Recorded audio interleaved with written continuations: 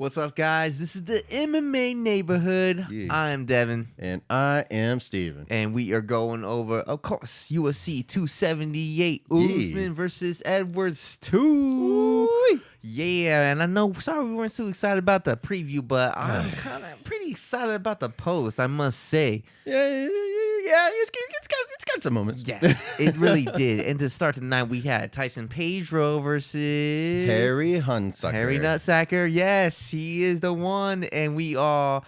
Tyson Pedro just put on work on this boy. Well, it's like I predicted. It was kind of fed to him, Tyson Pedro. It was just like, yeah, let's get him racking up more wins. And yeah, he just ended up knocking him out with a brutal body shot, I believe, with a kick, I believe, if I remember correctly. Dude, and it dropped him. Just blast him. It was a great night, great way to start the night. It was a first round KO, and it was kind of, like you said, feed the lamb type of deal. It was a 1 minute 5 seconds into the first round, too. It didn't take long to get this party started. And then the ladies came on right after. Yeah, which was very weird to me because they took Marcin Tibera off. Yeah, they took and the put him heavyweights. and put him on the prelims. They took the heavyweight boys off. But you were right, Steve-O. Tyson Tibera actually came through. Yeah, I was right. Victory. It was with a decision though, but that's not how I thought he would win. But it's still a decision win. But hey, for the ladies, it was Wu Yanan versus Lucy,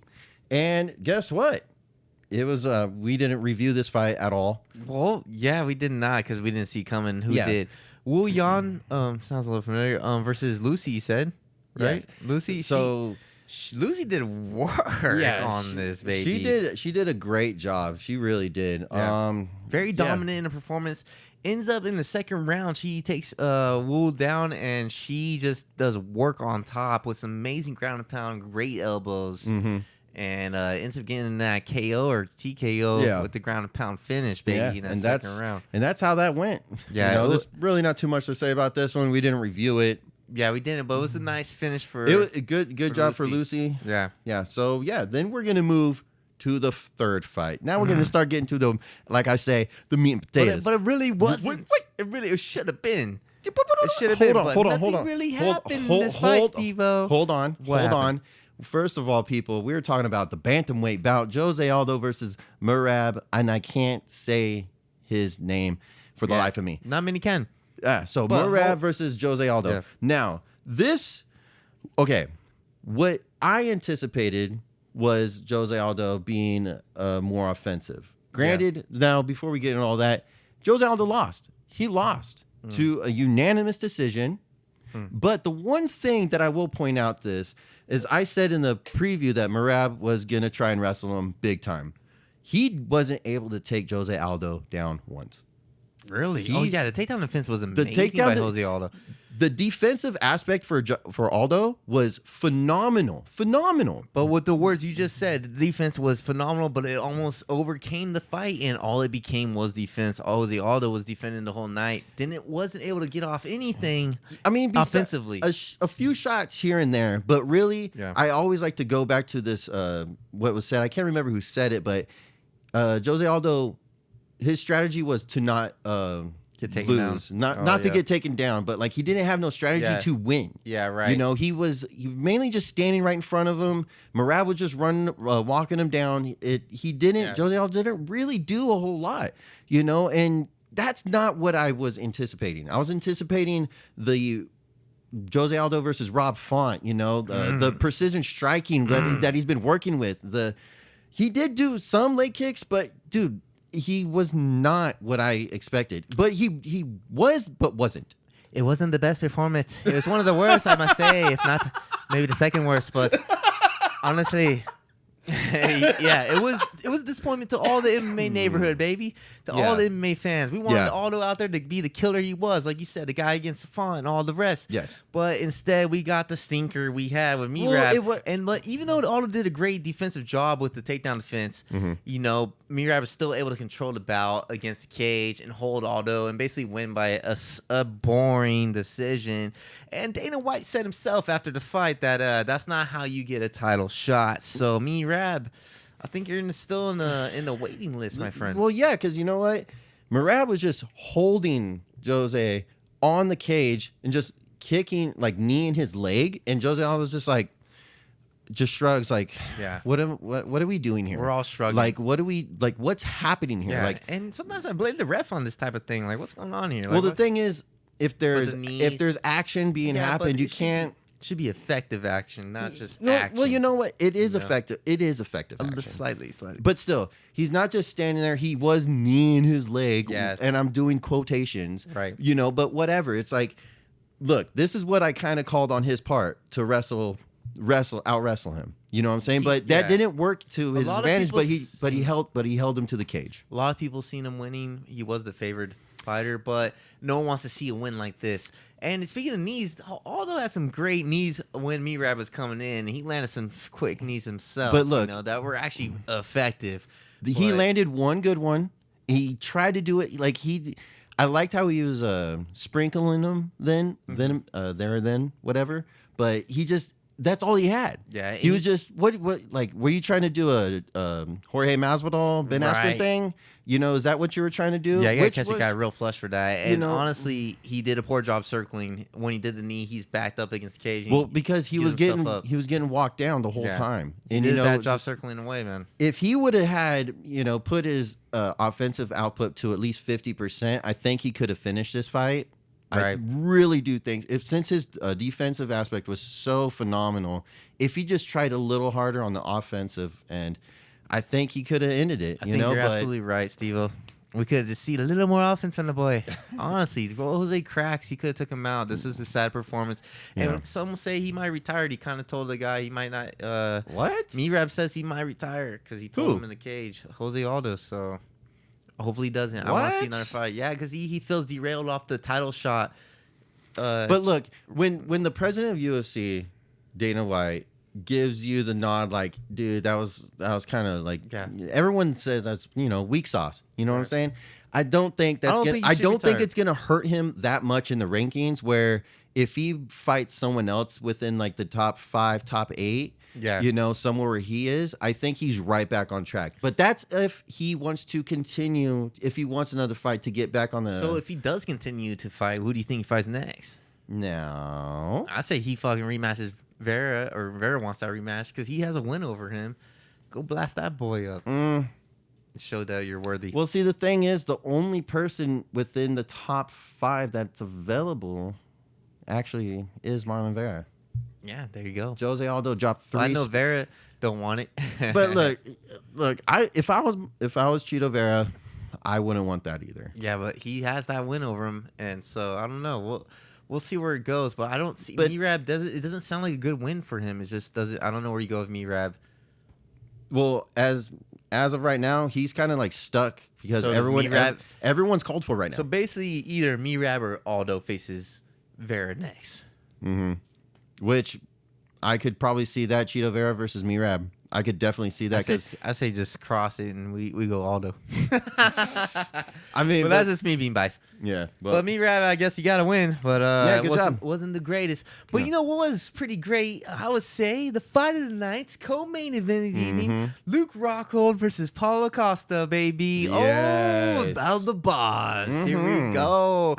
Rockhold coming out of a 3-year layoff, and he showed up, baby. He showed up. He did. And you know what? I'm just like everybody, just worried for him. And you did sucker me into like going for him because in the preview I was like, you know what?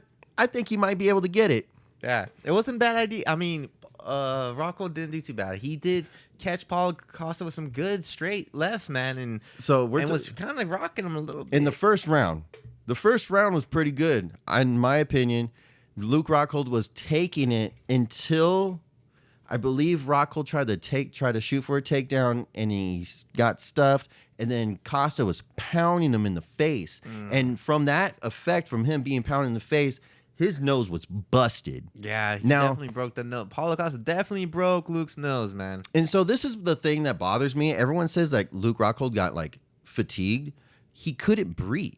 Yeah. It's like it's two different things from your cardio being drained and you not being able to breathe. I don't know. Am I being like too overcritical about that? No, you're fucking on point tonight, baby. Honestly, great point. He had a broken nose in the first round, middle of the first round. That happened. To add on top of that, they were in Utah, Salt Lake City, which was a high sea level. So these guys already had cardio issues to begin with because of the sea level. So you think so? Yeah, they've already shown that multiple fights, people were gassing out a little bit earlier. You make me sound a little less crazy now. No, dude, you made a point. So not only do we have a sea level issue, we also have a broken nose.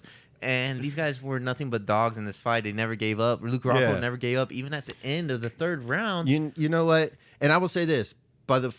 Still, even though he got pounded in the face a little bit, I still gave Luke Rockhold the first round. Yeah. I might be crazy, but then the second round happened, and he was gonna get beat up, and you could see him not being able to breathe, wear and tear. Yeah, you could see the will leaving him. The force is leaving Luke. The force is leaving him. And in the third round, though, it was close. It was coming down the third round, basically. Yeah, and it was getting 1-1. Close, but Costa got him on his back. Costa was able to get Luke down on the ground, and Luke at the very last seconds of the third round was able to reverse Costa, get on top, and he knew it was a little too late. So he just, it reminded me of the Romero kiss, but he was able to just rub all his broken nose blood all over Costa's face and just make it bloody and messy and dirty.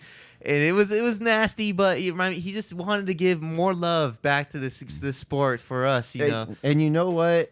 I respect that, and I respect Luke Rockhold for the simple fact that he didn't give up. He didn't just get hit and fall down and curl down, fetal position. He he got hit and just like, I'm gonna send this left hand right to your face, homie. Yeah. And you know what?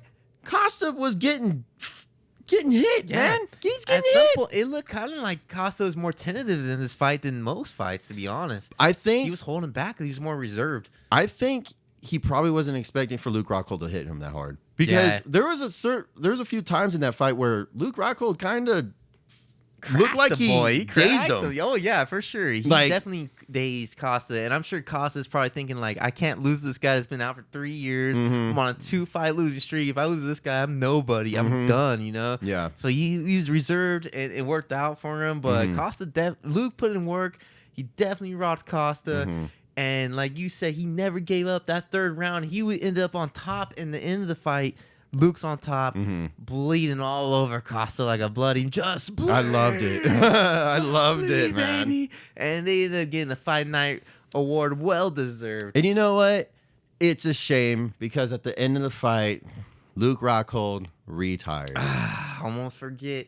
It is a shame, man. Because I think he should have took on someone a little like that was ranked 6. You know what? But you're right. He took, like you said in the preview, he took on a big challenge. Heck yeah, he did. A big plate of food, and he tried to eat it all, and he couldn't stuff it down. He was close, though. He was damn close. He was very close. Yeah. And you know what? It makes me feel very sad, because we lost 3 years of Luke's Rockhold career that could have been amazing. Yeah. You know what? Like logically, look at that fight and look at the past 3 years, what he could have done. Yeah. Do you fuck, man? He's game. He's a game opponent. He's very game. He's a former UFC middleweight champion, and I'm sad too that we are losing a great former champion as Luke Rockhold. Congrats though on an amazing career, and I appreciate all the great fights, especially this last one. You really showed the heart of a champion, and we're gonna miss you, Luke. Yeah, straight Farewell, up. my friend. I will drink to you, May sir. the force be with you. Come on. And now for the main event of the evening. Let's go. We had the rematch for Kamaru Usman against Leon Edwards for the welterweight championship of the world, and it was quite amazing. Now, hold on that. Hold on the amazing part, because let's go this by round real quick. Yeah, let's break it down. Let's break it down for a second. Now, in the preview, we had said this was going to be a boring fight. Now, in the first round, quite opposite. It was okay. It was very interesting. Yeah. Not Kamaru. Leon Edwards actually, I'll put this in quotes, took Kamaru Usman down for the first time in his career, which is first time ever. No, I'm sorry, I have to say it, bullshit. Because Colby Covington took him down. Come on, stop it, people. But reverse it. Now, he judo tripped him, landed in the full mount, and it was great. It was great. It was honestly, and he ended up taking the Kamaru Usman's back. Yes. I thought it was over. I thought it was going to be over. Mm-hmm. He's dry. It's the first round. It's unexpected. Mm-hmm. Leon Edwards got Usman's back in the first round. That was huge. Crazy. I was like, and just let you in my neighborhood know, don't bet what I bet on because shit happens. So moving on, though. Second round. So at the end of the first round, Leon Edwards landed more strikes. To me, Leon Edwards totally got the first round. Totally. Definitely, no doubt. Then the second round, and then we kind of fast forward this. Kamaru Usman's playing, the wrestling game, this, that, he did, it was just.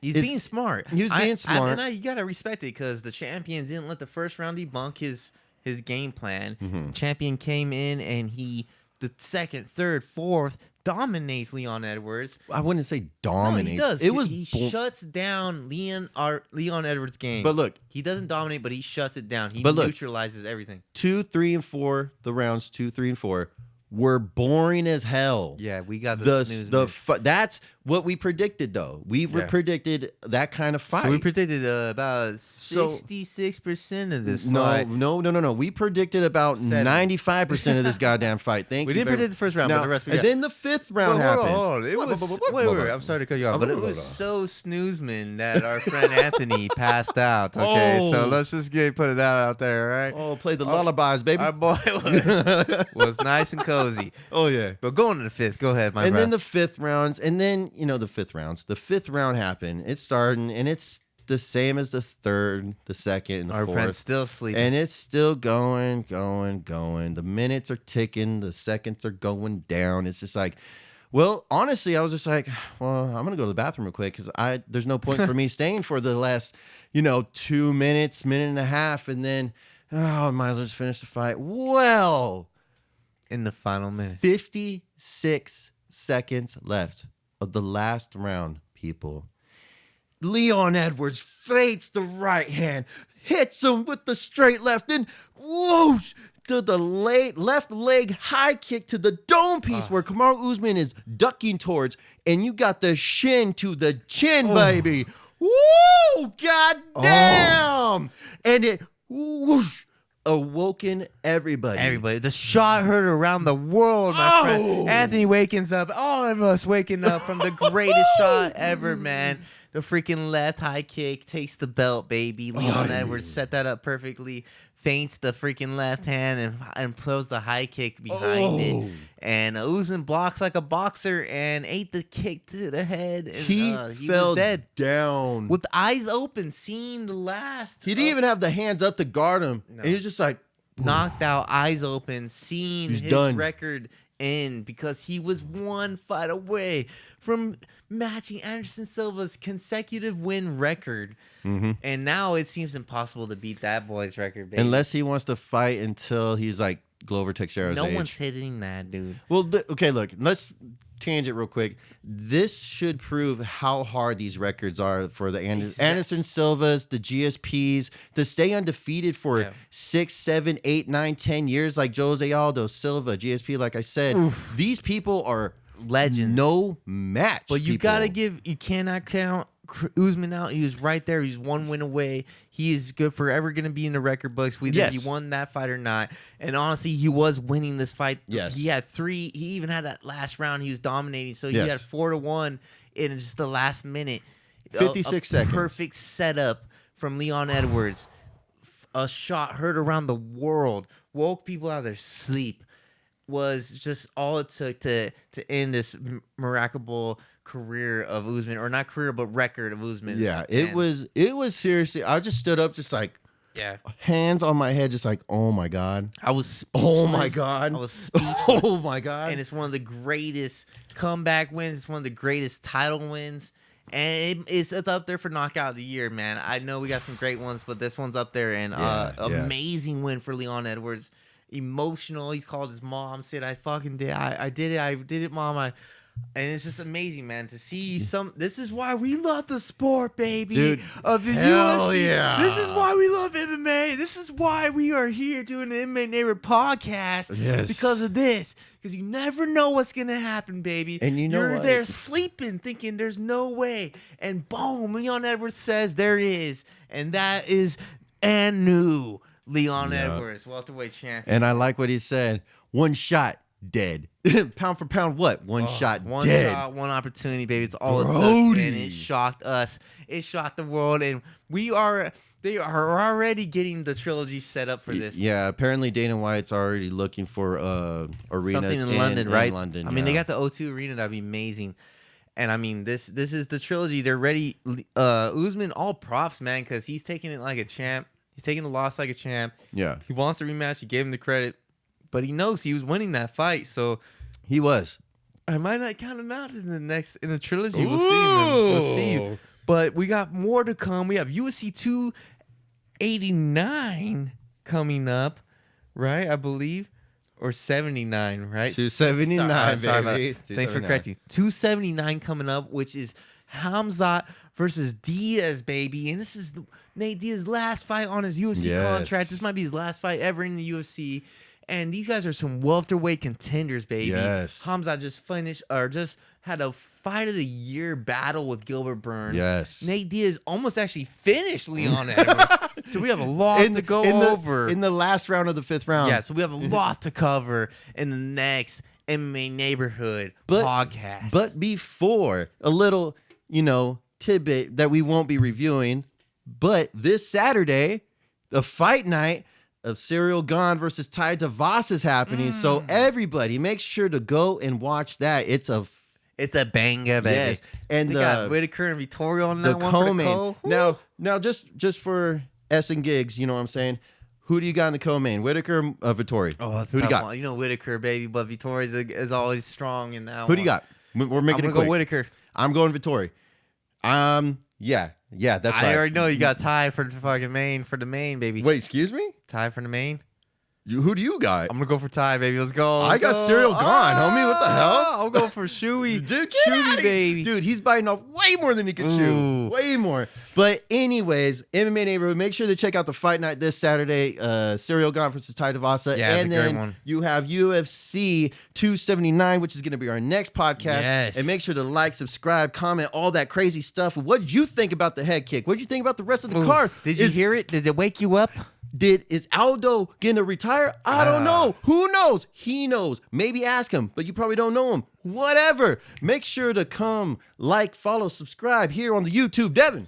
At MMA Neighborhood. And on the IG, MMA Neighborhood _gram. There you go. And make sure to do all that good stuff that I've been saying for the past 30 seconds, because it's not the MMA Neighborhood without you. I am Steven. I'm Devin. We'll see you next time, baby.